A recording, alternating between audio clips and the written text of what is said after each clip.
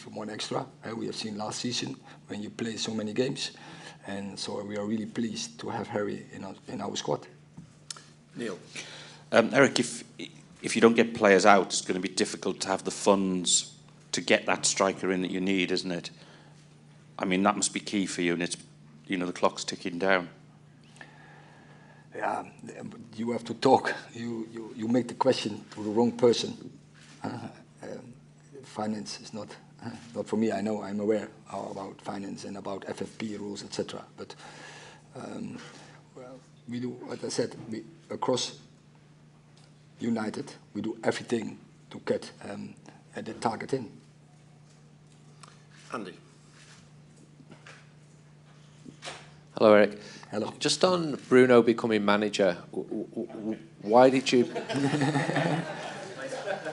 taking your job? I've been replaced. Just thinking 2 years ahead here. On Bruno becoming captain. 2 years.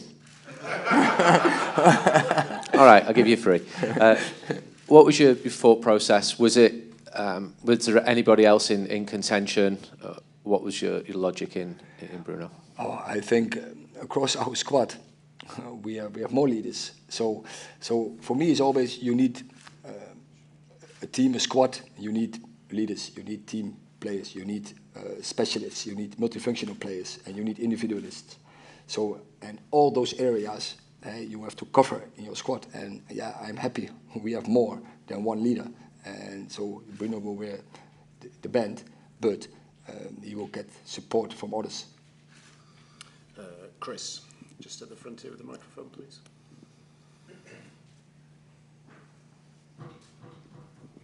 Hi, Eric. When we first spoke to you last year, when you first came into the club, you were very careful to say top 4 was the target for you. You hit that target last season. Is that still your target now, or given what you've achieved so far, can you aim higher next season, do you think? We have to raise the bar, but you can first, by raising the bar, you can not always express that in the clinical result. But of course, we want to win every game, and that stays. And we have showed in last season how we can beat all the teams in the world. And now we have to do that on a consistently base. So that is absolutely one of our objectives, be more consistent. And then we will see where we end. But given what you have and given what you've built, and given the 2 players that you've signed so far and hopefully more players to come, do you think Manchester United can challenge for the title next season? I already give you an answer in the previous question. So I said we want to be more consistent, and so we want to play in a higher level. We want to raise the bar, lift up the demands, and then we will see where we end. And the competition, we know all, is very strong, but we can beat any club in the world. We have showed. Rob. Hi, Eric. Just on your decision to let David leave and bring in Andre Onana, was there a point at which last season you looked at the goalkeeping situation and thought, I can't continue with David and we need to change goalkeeper in the summer? I think David has a huge contribution on our level performance last year and our result.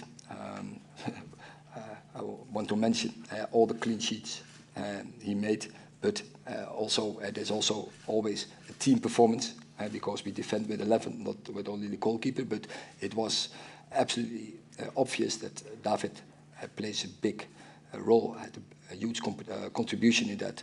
But yeah, there is coming a time for every player that the club is going to make changes, and this was the right moment in our perspective.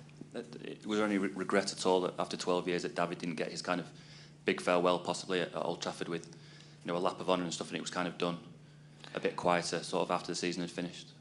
Yeah, but he will get that big contribution. He deserves it. If it's up to me, then David, after 545 games, after all his contribution, after all his performance, after such a long period, it's massive what he did. So he is, for the rest of his life, a legend for Manchester United. So we have to say farewell against them, and with all the fans in Old Trafford, absolutely. Melissa. Eric, you've spoken before of Manchester United needing to be more aggressive in their play and also having greater protection. How does Mason Mount and Andre Onana help you guys achieve that? I think first they are great football players, of course. That's key. But also they are great personalities. They know exactly what they want. They have both the winning attitude and they can't lose. So they will give their 100% effort to get that done. And both are also really in the team. Let's take some from US media, one there and then one here. Thank you. My name is Derek Owusu, representing Kizito Sports Africa. Coach, you made mention of an era coming to an end last season, and City won treble. Do you still stand by that, an era coming to an end? And may I know the deputies for Bruno Fernandes? Who are the deputies to Bruno Fernandes? Thank you. I don't understand really the question. Okay. Deputy to Bruno Fernandes. Is there a vice captain? If there is a deputy, we will see, and I already expressed, there are more leaders in the squad, and yeah, we go in a natural way, and then we will decide. But as I said, Bruno will not do it on his own. We have strong characters in our team with strong opinions. They will support him, but also express, and we will see who will take that role. And as I asked earlier on, last season you made mention of an era coming to an end, talking about the dominance of City and other clubs. Do you still stand by it that era is coming to an end? Is it this season, or we should wait for another more season? So I didn't say in particular. So City, I said it across, was Liverpool, was City. And we have seen what can happen last season, both sides. One was really top, other was less, but I spoke over a certain period of years. And that's always, eras will always come to an end. Okay, lastly, I'm sorry. Onana is from Cameroon and I'm from Ghana, so we are all neighbors. Africa is really proud of Andre Onana. What quality exactly is he going to bring on board to your team? It's great personality, but first of all, he is a good goalkeeper, and so he has to make sure that he keep his goal clean in togetherness with the whole team, and because a big part of a keeper is organizing. Hi, Eric Vincian with Boardroom. So, looking ahead to these next 2 weeks, you obviously have very competitive squads and, of course, an upcoming match with Wrexham. But short of just winning and avoiding injuries, how else will you measure a successful string of matches? And are you treating them as they are, in fact, league matches or any other competitive games where you understand that if you lose, you'll have to answer some questions? The last one? How seriously are you treating these next 4 matches to the point where if you do lose, you'll have to answer any serious questions about the team? We don't play friendly games, so it's very serious. And this is the only period in a year we can train. So we have to take this opportunity, and we had on purpose. We choose good opponents. We already had 2. Leeds is always is a rival. Lyon, very strong team from French football, and now we play here really strong teams with Arsenal, Real Madrid, and Dortmund.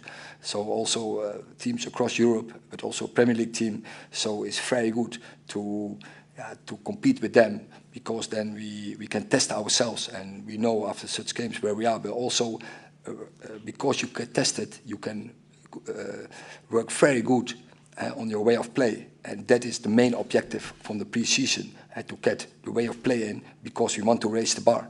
Thank you. Simon.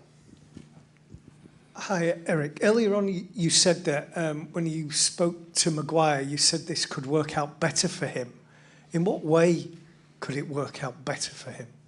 Now, because not anymore captaincy, so less responsibility in that perspective. But I said we need more than 11 players. We need their competition. So he can fight himself in the team. He can be one of the 11. He has the potential. Said it more often. So it's up to him to get his position. And now he can focus more on his role. But as a centre back, it stays. You have to communicate and you have to organize because that is one of big area where you have to perform as a centre half. Same as a keeper, organizing. That is prevention, and prevention that you have to come into action. I realise you won't say what you said to him, but what was the kind of general conversation? Was it, if you want to stay, you can, but I understand you might want to go somewhere else? Or did you say, I really want you to stay, you can play a big role here? No, it's about captaincy. And of course, I said to him, you are one of 4, and fight yourself in the team. Adam. Hi, Eric. Just on the striker front again, obviously, Wout Weghorst has gone back to Burnley. You've got the injury concerns with Anthony Martial. If we did get another forward in, are you still concerned that you may be still short going into this season with Champions League, Premier League, and wanted to compete and close that gap on likes of Manchester City and Arsenal? Yeah, but we proved also last season we can be very successful, even though we didn't have too many strikers, and we still proved we were successful. So yeah, I expect from the front players more that they have to play on a higher level. I said we have to raise the bar. So yeah, we expect from all the players more. Yeah, so from the front players, but also across the whole team, we expect more goals. Jamie. Hi, Eric.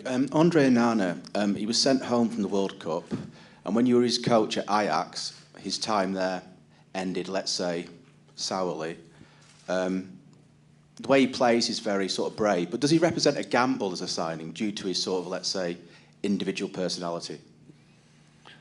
Yeah, he is a personality, yes, but he is absolutely winner.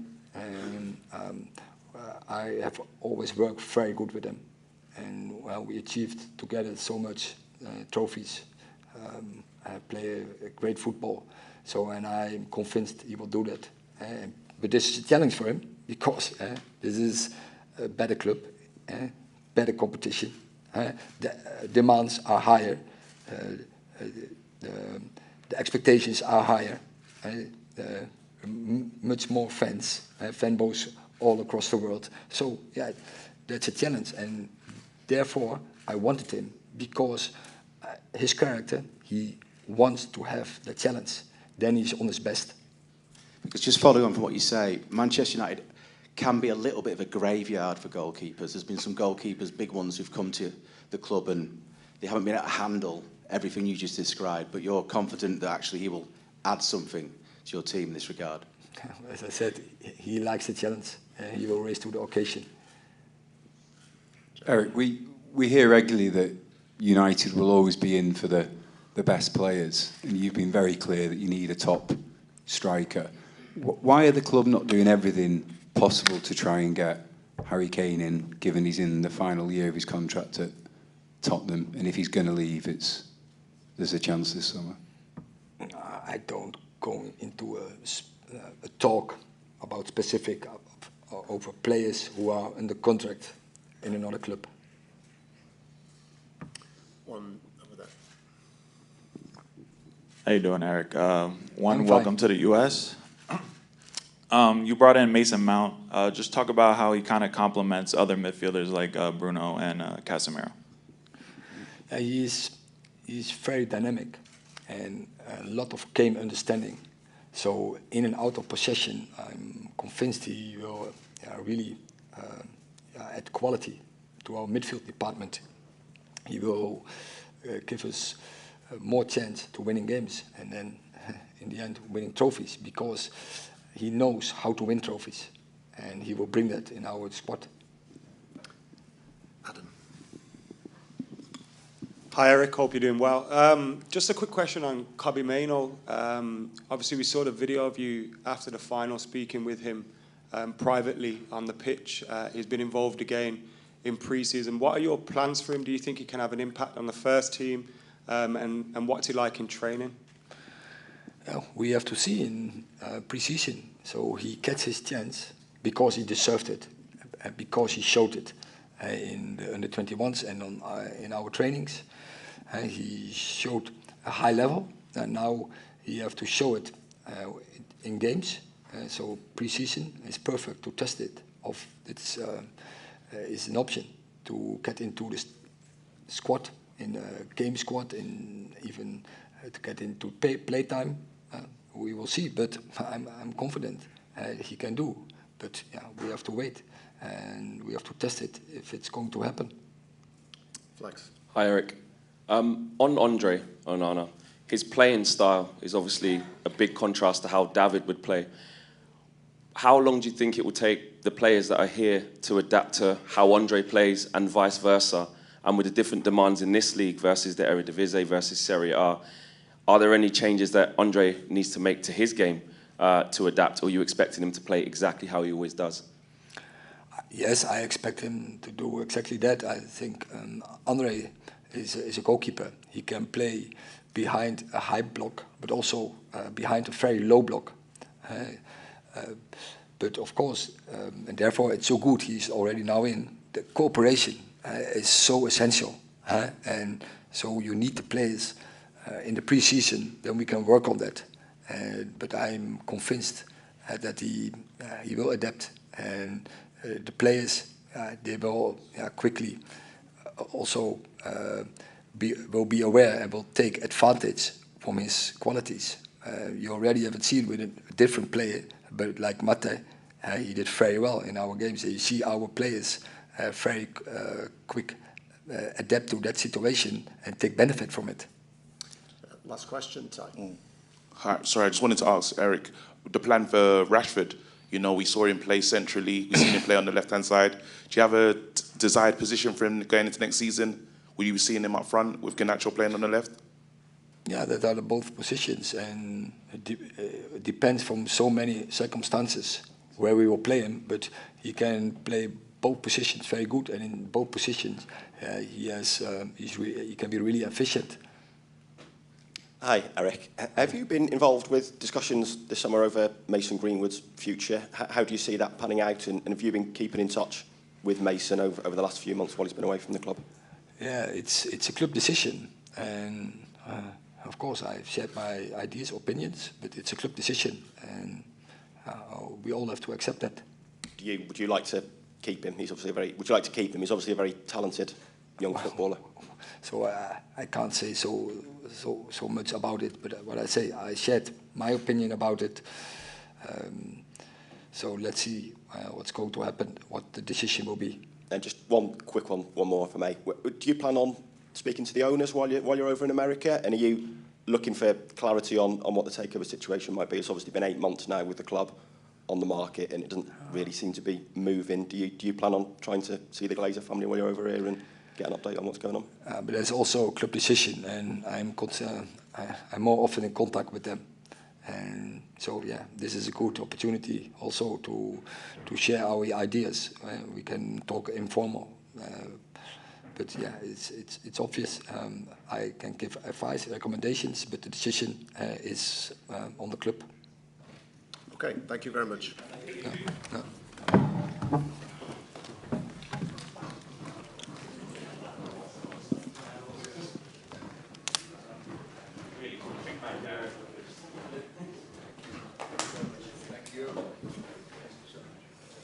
Yours, Neil.